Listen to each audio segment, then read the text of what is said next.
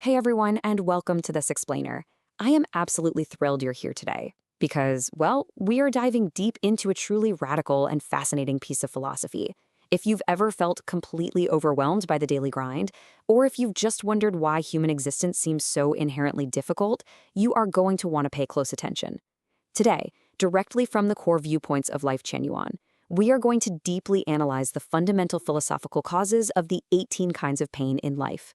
It's based on a highly provocative text by Xu Feng, and it fundamentally challenges almost everything we think we know about human suffering.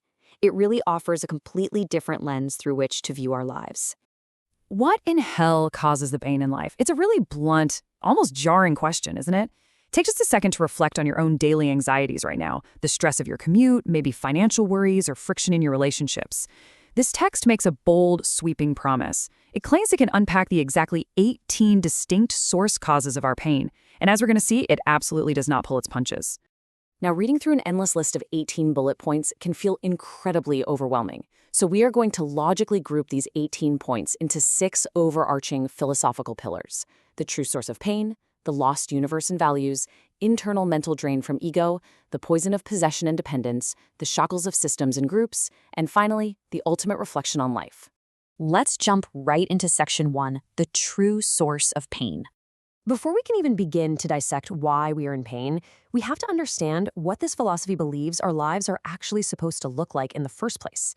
According to the source material, the default state of life is incredibly positive. It says, life should be joyful, happy, free, and blessed. That's the starting point. But let's be honest with ourselves here. For the vast majority of people, life doesn't feel like that at all. Instead, it's filled with night and day troubles that constantly stimulate pain in our hearts. And it's exactly this massive friction between this ideal state of freedom and our daily reality of worry that brings us to our next major pillar. Section 2, the lost universe and values. The text argues that the fundamental reason we aren't experiencing that default joy is because our internal GPS, our core values, and how we view the universe is completely misaligned. I mean, society constantly feeds us these traditional idioms, right? Things like people die for money, or every man should take a wife. These are deep-rooted cultural staples. Yet, the text asserts that these represent a totally misdirected GPS.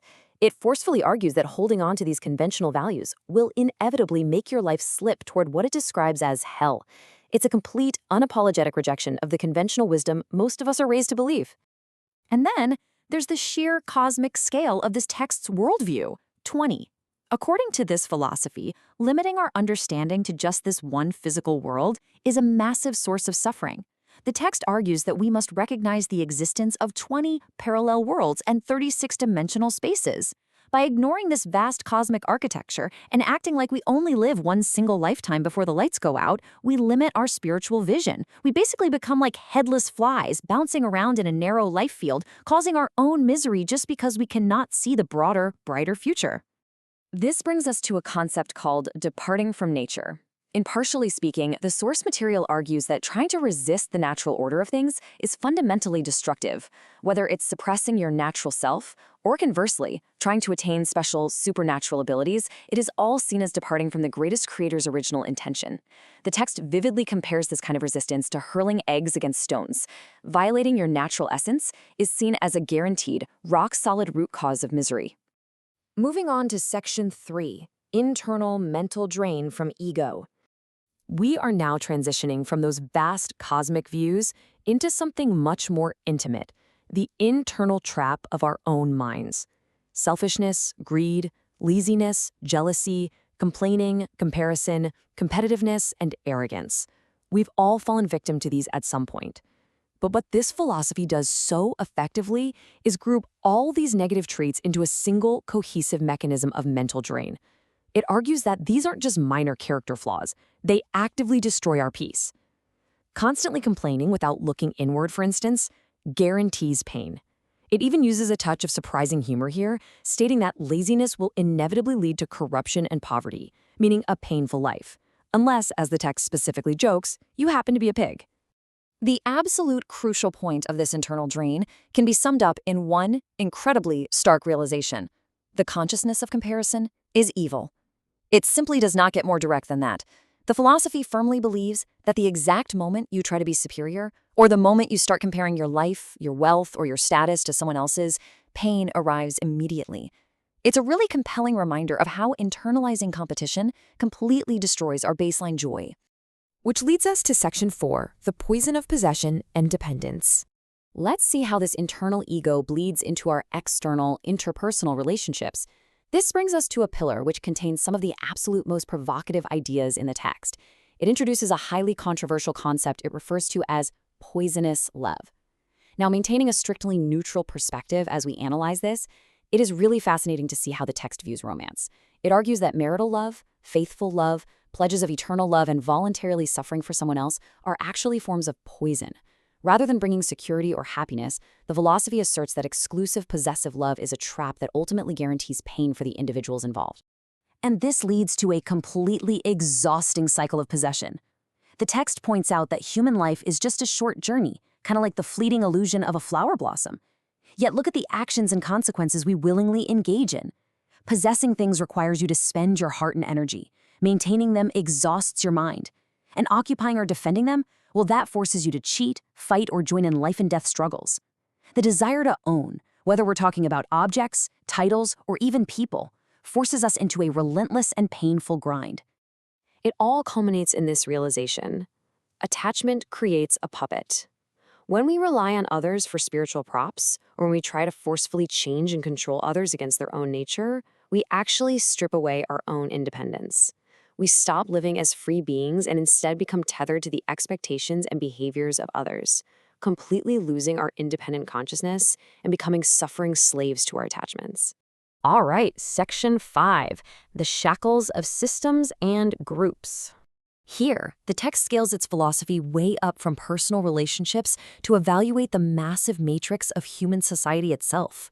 Now, you might assume that a text this critical of societal norms would advocate for total rebellion or anarchy. Actually, scratch that. It offers a highly pragmatic boundary. Countries can disappear, but government cannot. Despite its extremely unconventional views, the text strictly advises against violating laws and disciplines. It argues that governments are completely necessary for harmonious operation, and failing to obey societal conventions and laws will undoubtedly cause you a painful life. It's a very grounded, practical boundary within an otherwise radical philosophy. However, while we absolutely must obey the law, here is the final, sweeping source of our spiritual pain.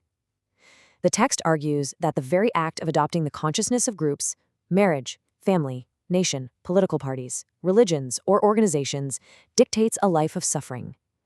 It asserts that the moment you enter into these societal programs, you restrict your natural freedom. You bind your identity to external structures, which guarantees that you are going to suffer under their collective weight and expectations. And finally, Section 6, the ultimate reflection on life. So how do we synthesize all these challenging countercultural ideas into a single reflection on our existence? Well, it's a massive paradigm shift that pits standard societal norms directly against the Life Chanywan philosophy. On one side, we have our everyday drive for possession, exclusive love, and institutional identity.